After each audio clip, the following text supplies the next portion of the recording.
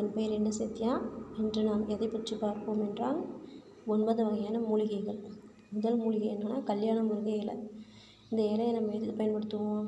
சளி பிடிச்சா இந்த இலையோட கொஞ்சோண்டு மிளகு, ஜீரகம், உப்பு இதெல்லாம் கலந்து ஊற வச்ச அரிசியில் சேர்த்து அரைச்சி அதை நெய்யில் சுட்டு சாப்பிட்டா சளி உடனே போயிடும். உடம்புக்கு ரொம்ப நல்லது. டேஸ்ட்டும் அதிகமாக இருக்கும். அடுத்து இந்த மூலிகை என்னென்னா முடக்கத்தான் கீரை.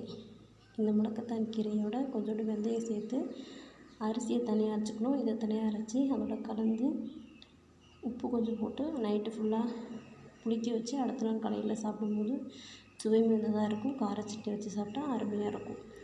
அடுத்து இது பிரண்டை துவையல் உடம்புக்கு ரொம்ப நல்லது.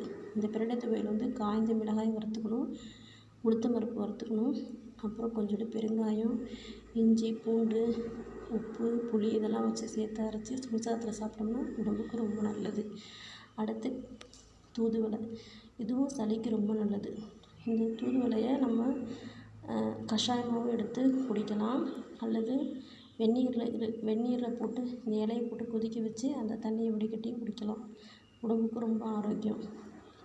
எண்ணெய் சட்டியில் நெய் விட்டு வதக்கி அதை அரைச்சி அப்படியே சாப்பிட்லாம், நல்லாயிருக்கும்.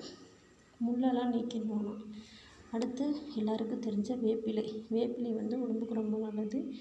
வேப்பிலை எதுக்குன்னா அந்த புண்களுக்கெல்லாம் காயம் ஆகிட்டு உடம்புல காயமாகிட்டுனா அந்த புண்ணுக்கெலாம் அதை போட பயன்படுத்துவாங்க.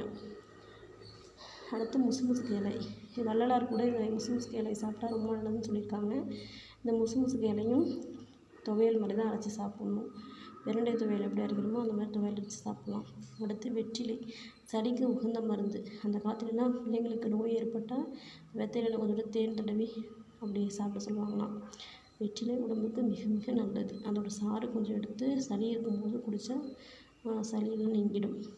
அடுத்து இந்த இலை என்னென்னா கற்பூரவள்ளி இலை. இதுவும் சளிக்கு தான். குழந்தைங்க சளி பிடிக்கும்போது இந்த இலையோட கஷாயத்தை எடுத்து கொடுக்கலாம். அடுத்து துளசி ஒரு அருமருந்து. துளசி தீர்த்தம் பெருமாள் கோயில் கொடுப்பாங்க.